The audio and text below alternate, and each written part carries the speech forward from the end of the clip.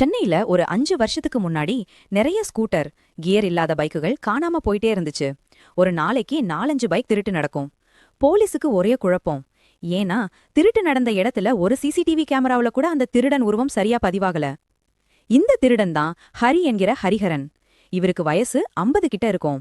பாக்குறதுக்கு ரொம்ப சாதாரணமா ரயில்வே உணவகத்துல வேலை பார்க்கற சப்ளையர் மாதிரி தான் இருப்பாரு.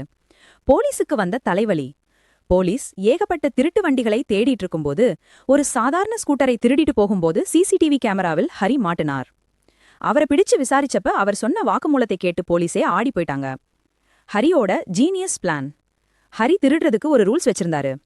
கியர் இல்லாத வண்டிதான். இவர் எப்பவும் ஸ்கூட்டரை மட்டும்தான் திருடுவாரு. ஏன்னா ஸ்கூட்டரோட லாக்கை உடைக்கிறது ஈஸியாம். வயரை கட் பண்ணி ஸ்டார்ட் பண்றதும் சுலபமாம். கொள்ளை இல்லை.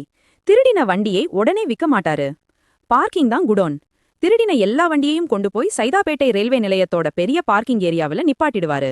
அதுவும் டிக்கெட் வாங்கி முறையாக பார்க்கிங்ல விடுவாரு. இப்படி பல மாசங்களா திருடின நூற்றுக்கணக்கான ஸ்கூட்டர்கள் ரயில்வே பார்க்கிங் முழுக்க நிப்பாட்டி வைக்கப்பட்டிருந்துச்சு. ஆனா போலீஸ் ஒருபோதும் பார்க்கிங்ல திருட்டு வண்டிகள் தேட மாட்டாங்க. ஏன்னா திருடன் ஏன் கஷ்டப்பட்டு திருடின வண்டியை கொண்டு போய் காசு கொடுத்து பார்க்கிங்ல விடுவான்? எல்லாரும் திருடின வண்டி உடனே விற்கப்படும்னு தான் நினைப்பாங்க. ஆனா ஹரி ஒரு புத்திசாலி. 1 மாசம் 2 மாசம் அந்த வண்டியை பார்க்கிங்லயே விட்டுட்டு அப்புறம் மெதுவா வந்து நல்ல விலைக்கு கேட்பவர்களிடம் வித்துட்டு போயிட்டே இருப்பாரு. ரயில்வே பார்க்கிங் தான் இவருக்கு திருட்டு வண்டிக்கான பெரிய குடோனா இருந்துச்சு. இனிமே யாரு வண்டியாச்சு காணோம்னா ரயில்வே பார்க்கிங், பஸ் ஸ்டாப் பார்க்கிங்னு ஒரு தடவை போய் தேடி பாத்துக்குங்க.